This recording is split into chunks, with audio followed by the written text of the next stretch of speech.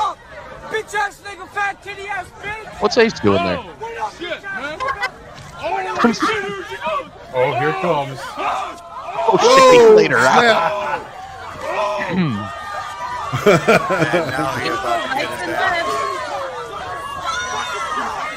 I mean, Tag teaming, I don't like it. you be as redneck as you want. You don't hit a woman like that. Oh damn, that dude punched the street. Did you see that? Ouch. It's gonna hurt. Maybe she was beating Right. the shit out of him. Probably. I know you're not supposed to hit a woman. Shit! What the Oh shit, she tried to beat him with a broomstick. Push broom. What the fuck? Or is that a shovel? No, that dude's way too skinny, and she's got way That car's too about to get it. heavy center of gravity. Oh man. What the hell is this? You gonna pull on each other? Fucking people that didn't even like watch the fight before. I learned all my moves from Mortal Kombat. Dude's just like, I don't want none of this shit. Okay. Oh, you got the mama The involved? big mama? She gonna kick everybody's ass. That's Big Mama. That's Big Mama. She gonna pick people up and toss them. Or What'd you do with my broom? I'm sorry, ma'am. I'm so sorry, ma'am. Right? I'm sorry. I'm sorry, ma'am. I'm No sorry. respect. What's in the street? Are those weaves? Wigs? I think it's a hat and a couple of weaves. Okay. We got a white girl who Don't let go of his leg. Don't she's let go. extremely upset. Wow, she used that leverage. Don't let go of the leg. She does wrestling with. She's a she fucking- either wrestles or she does wrestling. Oh, with knee with- to the She's a fucking grappler. Shots to the face. Dude. She's a grappler. Oh. He's out. If He's you're a that out. kid's woman, ass. you're fighting a man, you got She ran away. Boy, I mean that Yeah, you that don't man. want to That get kid. arrested. Okay. Oh, we got a little jam here, huh? No. See, this whole 2-on-1 bullshit. Pussy shit. That dude's not feeling it yet. Just get the back of his head pummeled. That guy just jacked his phone. I think so. Probably. Yeah. I see you got it on the mute there, Irate. Good. Because that music was shit. That music was shit anyway. It was shit, wasn't it? It was all bass. Oh, suplex. Come on. Oh God. Nice. He's got to be drunk outside of a bar. We didn't see it. Yeah, the Discord thing keeps, you know. What the fuck? Oh shit! Now we can see it now. Fine. no. But she's just gonna take it off anyway. What? Oh. I think she This- was about to this- shove somebody up there. Right. This is like a Ring camera. Playing with some cooch foo. Yeah. Yeah, that's gross. Just listen. Don't Right. catch Hold him on. up, I'm going to fucker. turn this up because this is funny. Fishy ass shit, dude. Listen. Uh-oh. Okay. Oh boy. Somebody's getting out. All right. They I took see up red 2 hair parking dye already. spots. Yeah, why? They About to could have yank moved somebody's back. package. Or steal somebody's dog. Or That something. was really rude. That was really, really rude.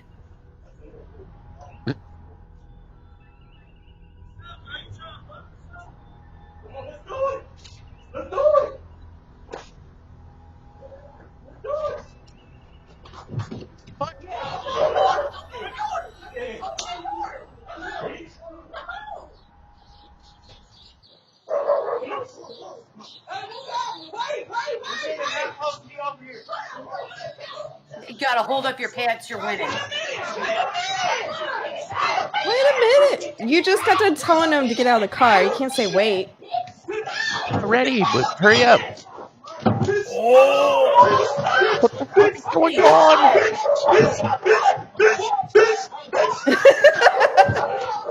You gotta repeat it. Make sure they heard it.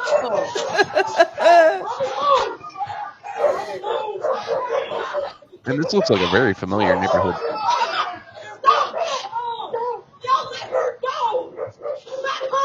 Y'all let her go? Is that a hammock? What do you think about Becky? Yeah. He cracking you up, man?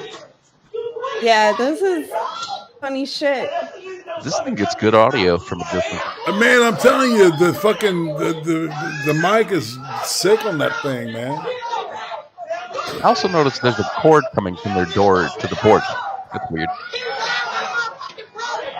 Like, there's a little kid screaming. I bet there's a kid in that car. Yep. See, this is why I love Texas, because I could keep a gun in my car. Yep. I'll end this fucking quick. That motherfucker just breaks somebody's cell phone. It looked like he picked up something and smashed it. Yeah. Oh, look, your Call phone's the broke. cops now, bitch. Yep. Phone probably still works.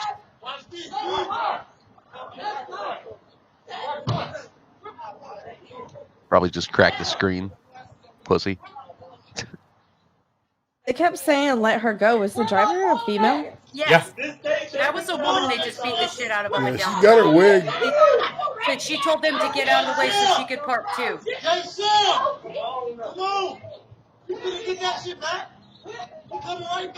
Oh, they robbed her.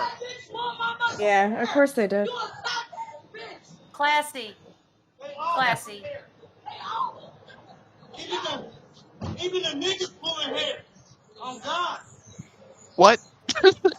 What is that? Man, pull out. Niggas hang hands up. It's cool. It's cool. He's going back for more? Whoa, he's attacking her through the car? Yeah. Yeah. See, no. Boom, boom. 2 to the chest. Bye, Felicia. Or he gave her something. It almost looked like he handed her some. Here's your weed. Tax Bye. people like that. You know? There's your wig. Tax people. All right, like well, that. let's go ahead and well, no, this ain't over. Sorry. It's the you people. We are running to the 2-hour mark, but we're good.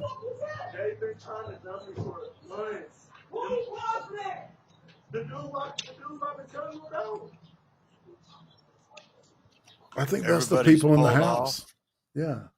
Everybody's gone. The lady that was trying to park too, she's drove off. About now, the cops will show up to see what's going on. Yep. That's 20 minutes away still. And they'll lie.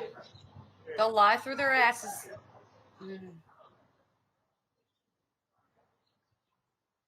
Wow. It's almost like nothing happened at this point, you know? Yeah, no, that's a degree of force, my friend. You need to keep it in mind. She's told me that she went to the end of the street, did a U-turn, she's coming back to slam into their car. Yeah, I would just drive it into the side of the road. Oh, I hear an engine. Becca, don't She's play. coming back. They're still yelling. Or calls her cousin Deron. Baby Shoes to perform a drive-by. There's a Deron, guys. She's getting her kids out of the car. I've seen this shit before. Is that Deron? Is that her purse that he's carrying? Like a backpack. I don't know what that is. Just a homeless guy. He's Is that a doggy bowl right there? By the little. Oh, it's a trash bag. Yeah, that's a dog bowl. Yeah. I heard a dog barking through it. I think there was a dog in the car. Oh, that's probably what that is. I saw a leash that's laying there next to the bowl.